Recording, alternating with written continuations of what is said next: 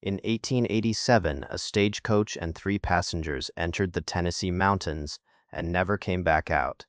The road they took was one the railroads had left behind, a trace of mud and stone that still belonged to the hollows. The mountain people waited for that coach with the patience of people who know the land takes what it wants. No body, no track, no scrap ever came off that ridge, and the searching stopped and the story began. 12 years later, the road gave the coach back, and what was inside is the part the hollows still won't say aloud. By 1887, the railroad had cut through most of Tennessee the way a plow cuts through sod, and the stagecoach was supposed to be dead. The iron rails had reached the towns and the valleys in the low country, and a trip that used to take 3 days by coach could be done in an afternoon by train. The stage lines folded one after another because a train didn't get bogged in the mud, and a train didn't throw a shoe on a mountain grade. What the rails couldn't reach, though, was the high country, the ridges and the hollows where the grade was too steep and the rock too hard, and the people too few to bother laying track. Up in those mountains, the stagecoach wasn't a relic. It was the only way in and the only way out. The road in question ran up over the Cumberland Plateau in the eastern part of the state, through country that the Cherokee had held as their own, into the 1,780 seconds, and that the white settlers never quite finished taming. The low towns had a name on the map, but the road above them didn't, or if it did, no two people agreed on what it was. It was a dirt trace cut through black pine and sandstone, wide enough for one coach and not quite wide enough for two. And it turned to soup in the spring and froze into iron ruts in the winter. The people who lived up on the plateau didn't expect the road to be kind to them. They expected it to be passable most of the time, and they planned their lives around the times it wasn't. There's a kind of silence that belongs only to those high Tennessee hollows, and it isn't the silence of an empty room. It's a living silence, dense and layered, the kind that sits on your chest a little when you first walk into it. The wind comes down off the ridges carrying the smell of pine sap and cold stone, and it moves through the trees with a sound that's almost a voice. The people who lived in those hollows knew that silence the way a fisherman knows water, and they didn't try to explain it to outsiders, because outsiders never stayed long enough to understand. A man from the low country would come up the mountain, feel that quiet press in on him, and find a reason to be back down before dark. The isolation was the thing that made the stagecoach matter, and it was also the thing that made the road dangerous. There were no telephones in the high hollows and no telegraph wire running along the ridge, so news moved at the speed of a man on a horse, or a man on his own 2 feet. A neighbor could be an hour's walk away, and a doctor could be half a day, and in the dead of winter, a doctor might as well have been on the moon. The stagecoach brought the mail, the dry goods, the newspapers, and the occasional living soul who needed to get up or down the mountain. And it did it at about 5 miles an hour, which is the speed of a man walking fast and carrying nothing.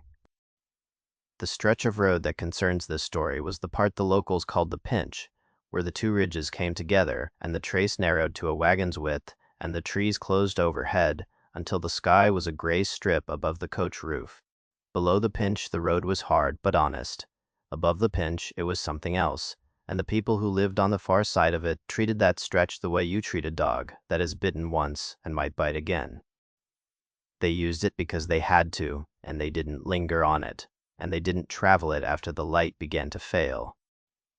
In 1887, a stagecoach, driven by a man who had made that run 1,000 times, went up into the pinch with 3 passengers aboard, and the road took all 4 of them and held them for longer than anyone thought a road could hold a thing.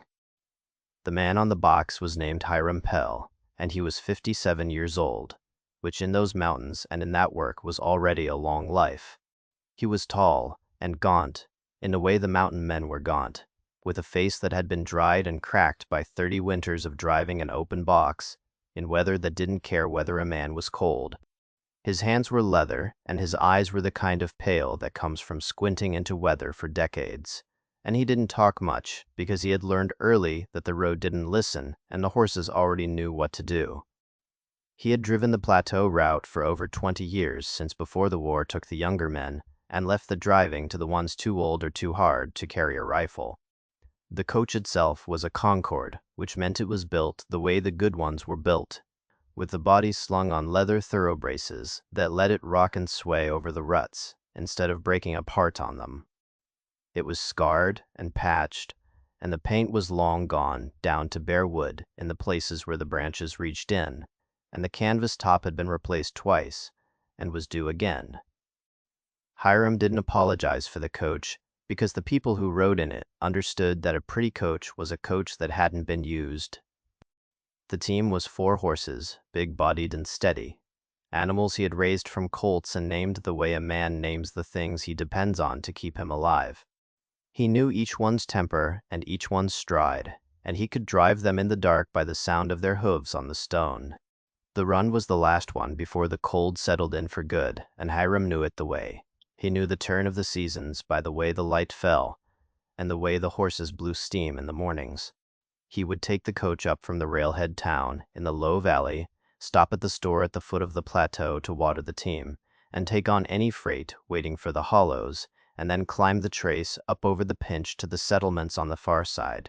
It was a day's hard travel if the road held, and a day and a half if it didn't, and Hyram had done it in weather that would send a sensible man to the fire. He wasn't a brave man. He was a man who knew the road, and there's a difference, though the difference doesn't matter much when the road decides to take you. He had seen the pinch claim things before, and he didn't pretend otherwise. A farmer's wagon had gone over the edge one spring when the mud gave way, and they found the mule a week later at the bottom of the ravine, still in the traces. A man walking the road home from a trading trip had simply not arrived, and his wife had waited 3 days before she walked down the mountain to ask if anyone had seen him, and no one had. Hyram didn't talk about those things on the run, because talking about them on the road was the kind of invitation the mountains seemed to accept. He drove, and he watched the road, and he kept his thoughts on the horses and the grade and the place where the light would fail. The thing that the hollows remembered about that last run was that Hyram didn't want to take it. He had said as much to the storekeeper at the foot of the plateau the morning he stopped to water the team, standing with his hands in his pockets and looking up at the white line of cloud sitting on the ridge. He said the weather was turning and the road would be hard, and the storekeeper had agreed and asked him if he wanted to wait a day. Hyram had shaken his head, because the mail was already late and the 3 passengers were already waiting, and a man who turns back from a road he has driven 1,000 times is a man who has started to fear it, and fear is the first thing the road smells on you. He climbed up on the box, and he took the lines, and he drove the team up toward the pinch with 3 people behind him in the coach, and that was the last time anyone with a name saw Hyram Pel alive. The 3 passengers had boarded at the railhead that morning, strangers to each other and strangers to the road, and they climbed into the coach with the careful movements of people who know they're about to be sealed into a small wooden box with people they don't know. The coach held them the way a coffin holds a suit, close and upright, with their knees nearly touching across the narrow aisle, and the leather thoroughbraces rocking them sideways with every rut. They didn't introduce themselves at first, because the mountain people didn't introduce themselves to strangers, and the strangers hadn't yet learned that the silence wasn't rudeness, but custom. The first was a man named Coleman Bryce, a dry goods merchant, in his 40s out of Knoxville, hauling a sample case of cloth and hardware up to the mountain stores to take orders for the spring. He was a round man in a round coat, and he talked the way merchants talk, filling the silence with the price of things, because the silence made him nervous. He had ridden the plateau route before, and he treated it as business, a hard day and a hard seat in exchange for the accounts the mountain stores kept with him, and he had no more fear of the road than he had of a slow week at the counter. He would learn to fear it, but not in time for the fear to do him any good. The second was a woman named Adelaide Voss, a widow of 32, returning to the family hollow after years away, married out young to a man in the low country who had died and left her with nothing to keep her down there. She sat with a worn satchel on her lap and her hands folded over it, and she watched the trees through the crack in the canvas with the guarded stillness of someone going home to a place that doesn't welcome back the people who left it. She didn't speak because she had nothing to say to strangers about where she was going, and the hollow she was returning to was the kind of place where a woman who left and came back was watched for a long time before she was trusted again. She was the kind of quiet that made the merchant talk more, which was the opposite of what she wanted. 1. The third was a young man named Phineas Locke, 28 years old, a surveyor carrying a leather map case and a brass theodolite in a wooden box sent up by a railroad company to scout whether a spur line could be pushed through the plateau. He was the kind of man the stagecoach world was being erased by a clean-shaven and city-tot with a notebook full of distances and grades, and the confidence of someone who believed a mountain was a problem that he enough dynamite and rail could solve. He spread his maps on his knee and studied them through the rocking. And he didn't look out the window at the country he was being paid to conquer, because to him the country was a line on paper and not a thing that could take a man. The tension between them was the tension of the era, though none of them would have named it that. The surveyor was the future, the living instrument of the thing that was killing the coach and the driver and the road they rode on, and Hyram Pel knew it the way an animal knows the weather, by the feel of it and not by the name. The widow was the past, going back to a hollow the railroad would never reach and the world was already forgetting. The merchant was the present, the commerce that kept the road alive for now, and would abandon it the moment the spur came through. 4 people in a wooden box on a road that didn't have much time left, and none of them knew that the road had less time left than any of them, because the road was about to take them out of time altogether. They left the railhead in the early cold, the team pulling the coach out of the low valley and onto the rising ground where the foothills began, and the day was the gray kind of cold that doesn't have an edge to it but gets into a man's bones anyway.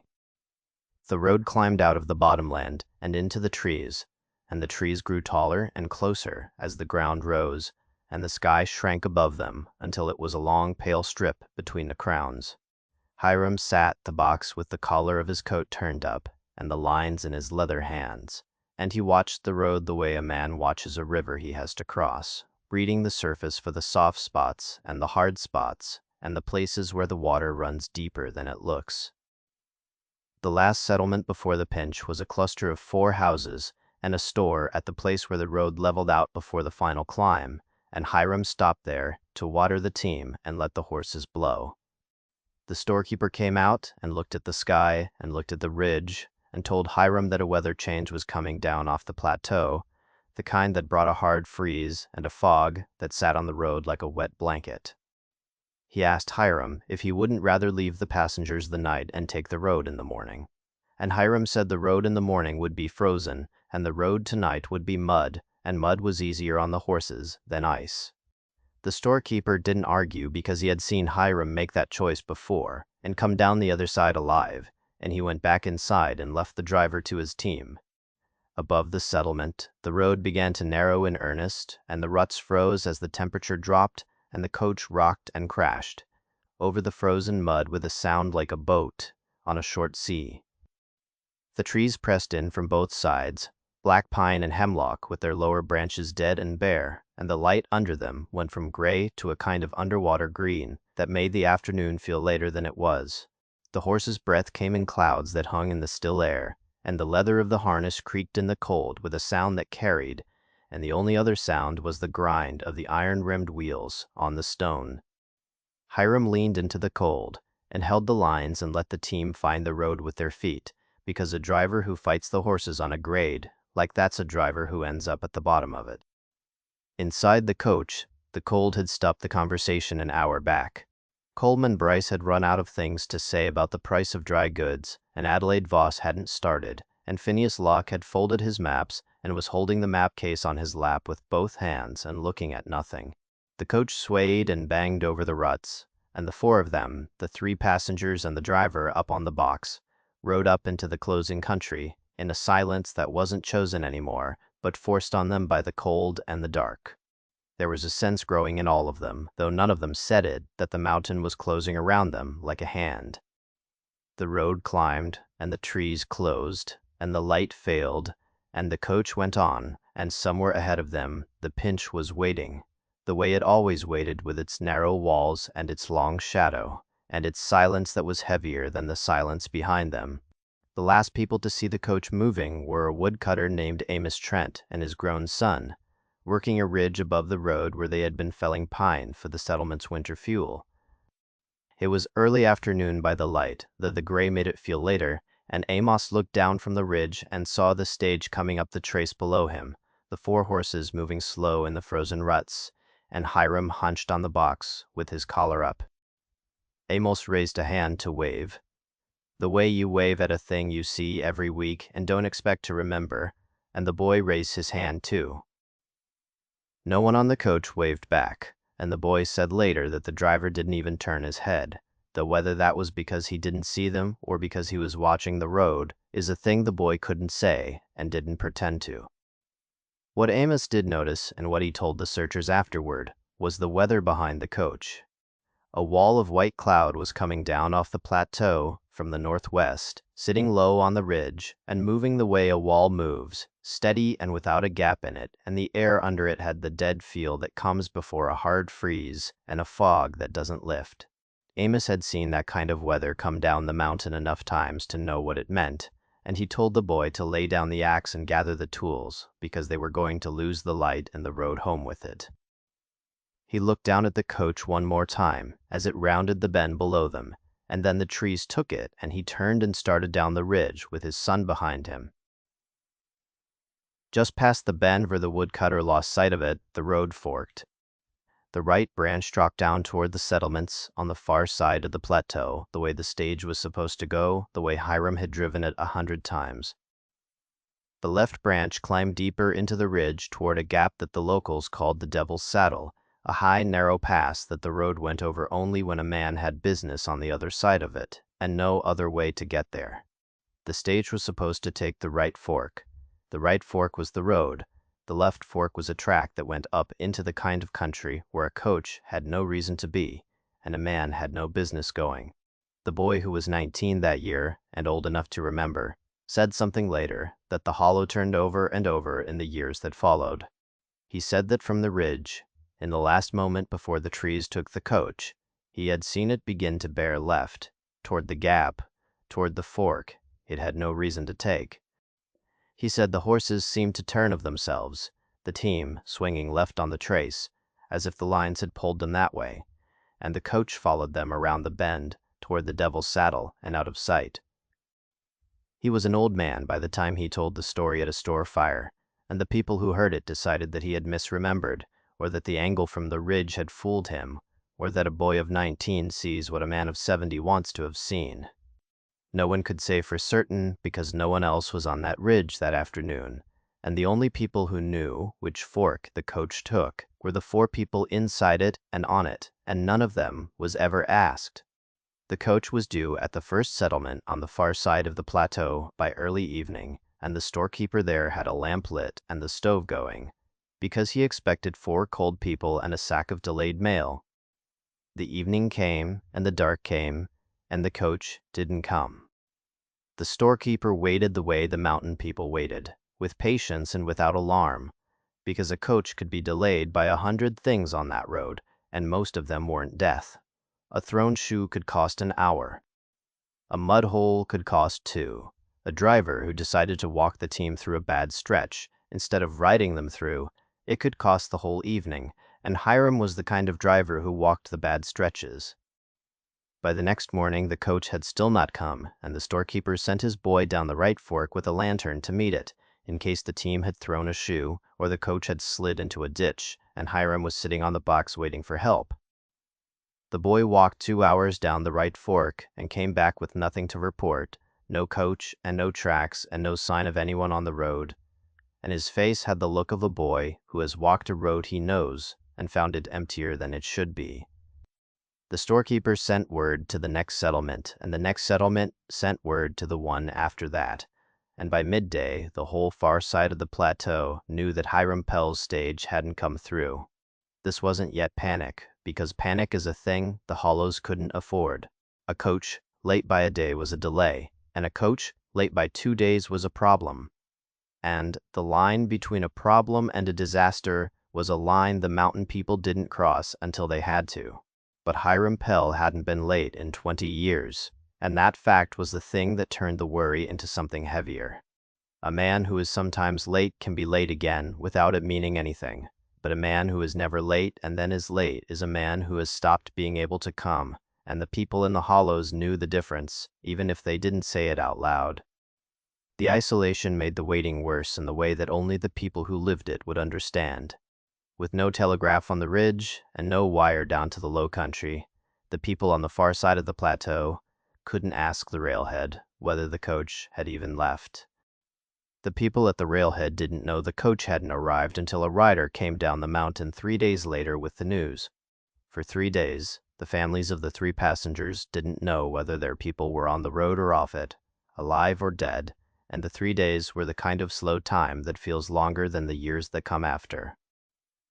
The fear became certainty on the 4th day when a man riding the right fork down from the gap reported that he had come over the Devil's Saddle and the coach hadn't passed that way, and the road on the far side of the gap was empty as far as he could ride. The coach had gone into the pinch, and it hadn't come out the far side, and it hadn't come back the way it went in. The only way that could happen was the way the hollows feared most, which was that the road had simply kept it. 4 people and 4 horses and a wooden coach had gone up into the narrowing between the ridges, and the mountain had closed behind them, and the silence that the hollows lived with every day had swallowed them the way it swallowed the wind. The hollow put together a search party the morning of the 5th day, 6 men on horseback and 2 on foot, with the storekeeper from the far settlement leading because he knew the road as well as anyone besides Hyram. They carried lanterns and rope and rifles, the rifles not for any enemy they could name, but because a man didn't go into the high country in those years without one, and they took the trace up toward the pinch in a cold dawn, with the frost still on the mud. The road was hard under them, the ruts frozen into ridges of iron, and the tracks of a coach were easy to read in the frozen ground, the 2 grooves of the wheels and the round prints of the horses set clean in the mud before it had set up. They found the tracks and they followed them, and the tracks told a story that started out plain and went wrong. The wheel grooves and the hoof prints led up the trace toward the pinch in a straight line, the way a coach goes when the driver is steady and the team is together. The searchers could see where Hyram had held the team to the center of the road and where the horses had broken stride on the steeper grades. The tracks went past the fork and bore left toward the Devil's Saddle the way the boy on the ridge had said, and the searchers noted it and didn't like it, and kept following, because following the tracks was the only way to find the people who had made them. Then the tracks stopped. They stopped in the middle of a clear stretch of road, with good ground on both sides, and no place for a coach to have turned or hidden or gone over the edge, and they stopped clean, the wheel grooves ending as if a hand had drawn a line across them, and the hoof prints cutting off in mid-stride. The road went on, the trees went on, the ground went on. The tracks didn't. The searchers spread out along the road and into the trees on both sides, and they found no coach, and no horses, and no bodies, and no luggage, and no broken wheel, and no scrap of cloth, and no blood. The forest was whole around them, and the road was empty ahead of them, and the tracks of a coach and 4 horses ended in the middle of a stretch of road that went on for another mile in either direction. One of the men on foot, a trapper named Judson, who spent more time in the woods than out of them, found something he didn't show the others and didn't talk about for years. Past the place where the tracks ended, on a flat shelf of sandstone beside the road, he found the print of a horseshoe pressed into the rock itself. It wasn't in mud, on the rock. It was in the rock, as if the horse had stepped on bare stone and left an imprint too deep for its weight, and the stone had taken it. He knelt and put his hand in it, and felt the cold of the stone and the shape of the shoe, and he stood up and walked back to the road, and didn't mention it, because a man who tells a thing like that in those mountains is a man who gets a reputation he doesn't want. The search went on for a week. Men came up from the low country and rode the gap road from both ends, and a party went down into the ravine below the pinch, on the chance the coach had gone over, and they found nothing at the bottom but creek water and dead leaves. The cold settled in for good on the 3rd day, and the road froze solid, and the searching became a thing men did, because they couldn't stop yet, rather than a thing they expected to succeed at. At the end of the week, the storekeeper called the party in and told them to go home, and the hollow accepted it the way it accepted the weather, because there was nothing else to do with it. 4 people were gone, and the road had them, and the road wasn't giving them back. The searching stopped, and then the years started, and the years were harder than the searching, because the searching had at least been a thing a man could do with his hands. The road stayed where it was, and the pinch stayed where it was, and the 4 people didn't come back, and the hollow began the slow work of turning a disappearance into a thing it could live with. The mountain people had been doing that work for generations, taking the things the land took and folding them into the stories they told on the porch. And they did it now with Hyram and the 3 passengers the way they had done it with the farmer's wagon and the man who walked home and didn't arrive. The families didn't get answers, and the not getting was the thing that aged them. Coleman Bryce's partner in Knoxville kept the order book open through the winter and closed it in the spring. When the spring coach came through, with a different driver, and no word of the man who had been carrying the samples, Adelaide Voss's family in the hollow set a place for her at the supper table for a year, the plate and the cup and the fork laid out every evening, and at the end of the year the mother put the plate away without a word, and no one asked her about it after. Phineas Locke's employer, the railroad company, sent one more man up the mountain to ask about the surveyor, and the man rode the road once to the place where the tracks ended, and turned around and rode back down and filed a report that said lost in transit. Hyram Pel's wife kept the lamp in the window lit every night for the rest of her life, and when she died, the neighbors kept it lit because no one had the heart to let it go dark. The road got a name it hadn't had before, or rather the name it already had began to mean something it hadn't meant. People stopped using the left fork and the devil's saddle, and the stage line rerouted around the pinch, and then, within 2 years, folded entirely when the railroad spur finally came through the low valley and made the coach unnecessary.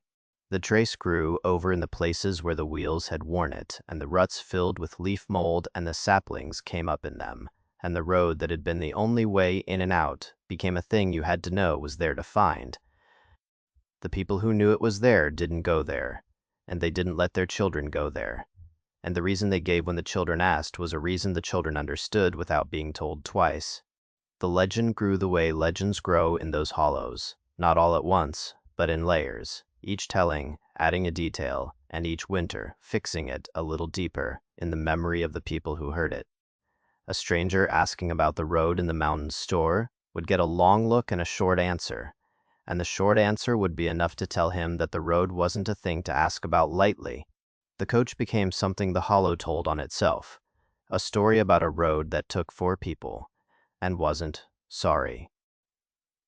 The people who told it spoke in the voice of people who aren't surprised by what the land does, because they had lived with the land long enough to know that surprise is a luxury of the low country. This is the way the mountain legends work, the real and the unexplainable braided together, until no one can pull them apart, and after enough winters, no one tries. Because the trying is a thing for outsiders, and the outsiders don't stay.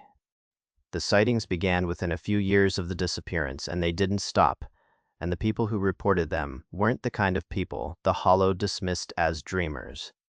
They were hunters and preachers and men who drove stock, the taciturn kind who didn't invent things, because inventing things in those mountains was a quick way to lose the trust of the only people you had to live with. A traveler walking the Gap Road at dusk heard the sound of wheels on a road, with no coach, the rattle and creak of a team and a wooden box coming toward him on the trace. He stepped off the road to let it pass, and nothing passed.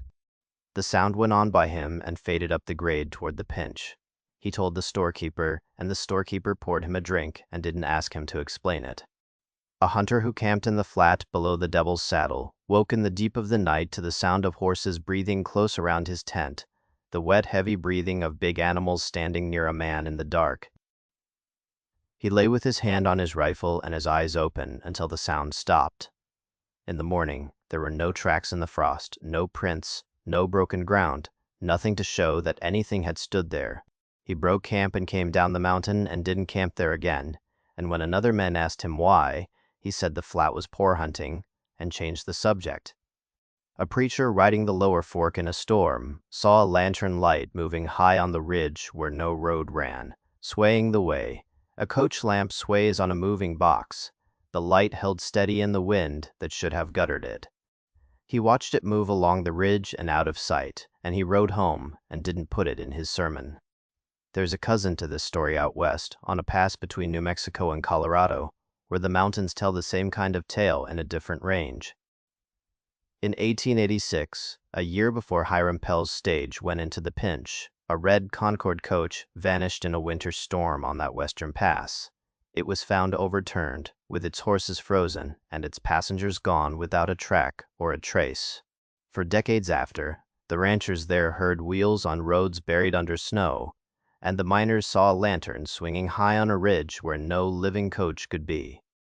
The Western legend leaves its own objects behind: a cracked lantern, a strip of frost-pitted harness, a brass horn that hums when the wind rises over the pass. The kind of things that outlast the people and carry the story forward when the people are gone. It isn't the same story as the one in the Tennessee hollows, but it's the same shape of story, and the shape is the thing that matters because the shape is what the mountains make when they take a coach and give back everything but the people. The Tennessee hollows didn't have the brass horn or the cracked lantern. What they had was the road and the silence on it, and the sound that came down off the ridge on the cold nights, and the long memory of a people who had learned that the land speaks in the things it doesn't give back. The coach had been gone for 10 years, and then 11, and the sightings had settled into the rhythm of the hollows the way the weather settles into the seasons, a thing that came and went and wasn't explained, and didn't need to be. The people who lived under the pinch didn't call it a haunting, because that was a word from the low country and a word for ghosts, and what was on the road wasn't a ghost. It was the road itself, remembering what it had taken, and the remembering was the thing that made the people who heard it walk a little faster and not look back at the bend where the tracks had ended. It was 1899, 12 years after the coach went into the pinch, and a man named Obadiah Cole was walking the Gap Road on a gray morning in the late autumn, scouting old-growth pine for a lumber company that had begun to look at the plateau the way the railroad had looked at it 20 years before.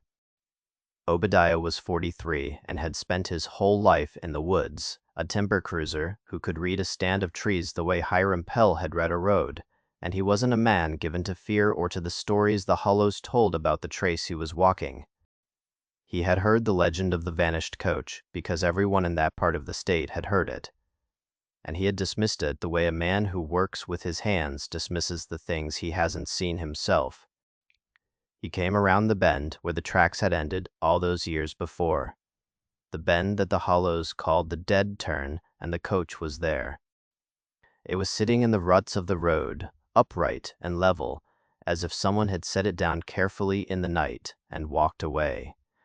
The 4 horses were in the harness, standing in their traces, and they were dead. They were standing the way horses stand when they're alive, the legs set and the heads low, and they were dead, and they had been dead a long time.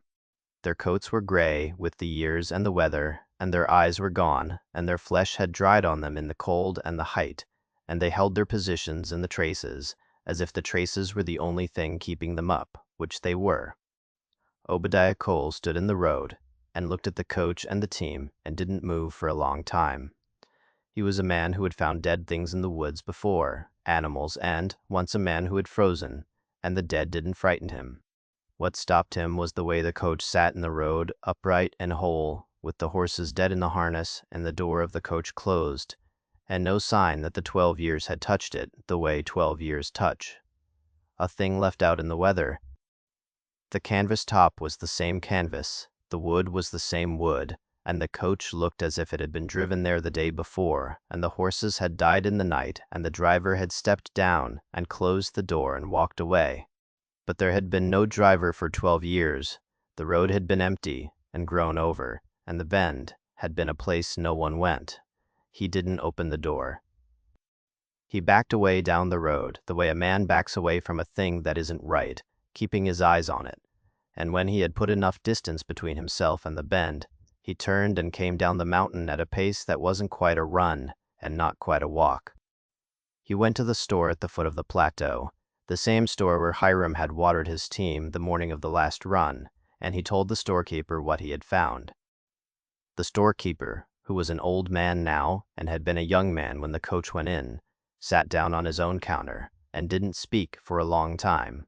Then he got 3 men and a wagon and a lantern because the light was going, and they went back up the mountain to the bend where the coach sat in the road with its dead team in the traces and its closed door and its 12 years of silence. They opened the coach in the gray light with the lantern held up, and what was inside was the thing that the hollows still don't talk about. Above a whisper, not because it was terrible in the way blood is terrible, but because it was terrible in the way absence is terrible.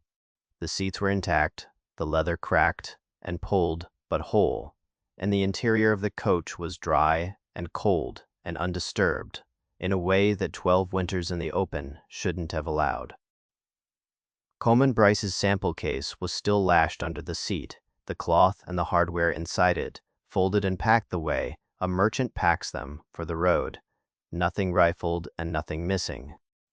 Adelaide Voss's worn satchel sat on the bench where a hand had set it down, and Phineas Locke's leather map case lay on the seat across from it, with the survey notes inside, the last page a sketch of the Gap Road with a single line drawn through the Devil's Saddle. Hyram Pel's coat was folded on the box seat up top where a man leaves his coat when he steps down to water the team. What wasn't there was the 4 of them.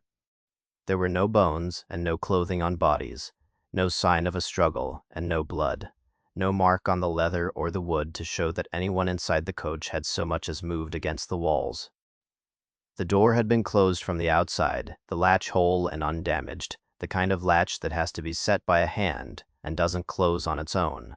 The 4 people who had been in and on that coach weren't in it, weren't under it, weren't around it, on the road, and they hadn't been, the men who searched agreed, for a long time. There was no way in the world. They had walked out of a coach with a closed door and a road that went nowhere and left their luggage behind. The horses were the other thing that the man who knew stock couldn't explain, and he was the storekeeper's brother, who had raised horses all his life and didn't scare easy. He looked at the team where they stood in the traces, and he put his hand on the neck of the nearest one, and he said the animal had been dead a long time, which anyone could see, and then he said it hadn't been dead 12 years, which no one could see but him. The flesh was dried on the bones, the way the cold dries a thing, but it hadn't been scattered by the animals, and the harness hadn't been chewed, and the hooves hadn't cracked, the way hooves crack when a dead horse stands through the freeze and thaw of a dozen mountain winters. He took his hand off the neck, and he didn't say anything else about it, and when the other men asked him what he meant, he shook his head and walked away from the team. The county sent a man up the mountain, and the railroad sent a man, and the lumber company sent a man to ask that the road be cleared, so the timber cruisers could work. Each of them looked at the coach and the team and the closed door and the empty seats, wrote something down, and went home. No one could explain how the coach had come back to the road, or how 4 horses had stayed standing in the traces for 12 years without falling, or where the 4 people had gone when the door was closed from the outside and the road went nowhere. The case was written up and filed in the county seat, and it wasn't solved, and it wasn't going to be solved, because the things that happen on the high roads in those mountains aren't the kind of things that a county man with a notebook is built to solve. The coach came back and the people didn't, and the 12 years between the taking and the giving back were the only answer the road offered, and the answer wasn't an answer at all. They hauled the coach down the mountain behind a team of mules, and the 4 horses were buried where they had stood, in the ruts of the road at the dead turn, because no one wanted to move them and no one wanted to leave them for the lumbermen to find. The road was cleared and the brush was cut back, and within a few years the timber played out and the road was abandoned again. The ruts filled with leaf mold, and the saplings came up in them, and the bend where the coach had sat went back to the silence it had held before the coach ever came. The coach itself went into a barn behind the store at the foot of the plateau, and then into an attic, and then into the kind of place where old things go when the people who remember them are gone. The map case with the line drawn through the Devil's Saddle outlasted the men who found it, the way the brass horn out west outlasted the men on the pass. The story outlasted the coach, and the men who found it, the way stories outlast, everything in those hollows, carried in the slow voice of people who don't need to raise it to be heard. The road didn't lose those 4 people, the way a man loses a coin in the grass. It kept them for 12 years the way the mountain keeps the cold and the silence and the names of the dead. And then it gave back everything except the part that mattered. Pock, the coach came back, and the horses came back, and the luggage came back, and the coat came back, and the people didn't come back. And the difference between what the road returned and what it kept is the thing that no one in the hollow has ever been able to explain, and that no one who has lived there expects to. This is the way the mountains make a legend, not with a monster or a ghost, but with an absence, with a road that takes and a road that gives back, and a long silence in between, that the people who live under it have learned to carry, because they don't have a choice. The high hollows of Tennessee are full of stories like this one, stories that are half history and half the thing that history can't hold, and the people who tell them don't sort the two halves, because the sorting is a thing for outsiders, and the outsiders have never been able to do it either. The Gap Road is still up there on the plateau, grown over now and gone back to the trees. Once in a while, a man walking it in the late cold hears the creak of a wheel and the breathing of horses behind him on the trace, and he turns around before he reaches the bend, where the tracks end. He knows what is at the bend. He knows the road is patient, and he knows that it doesn't give back the part it wants to keep. If you have walked this far into the hollow with me, you know the road doesn't give up its secrets, and that's why the story is still worth telling.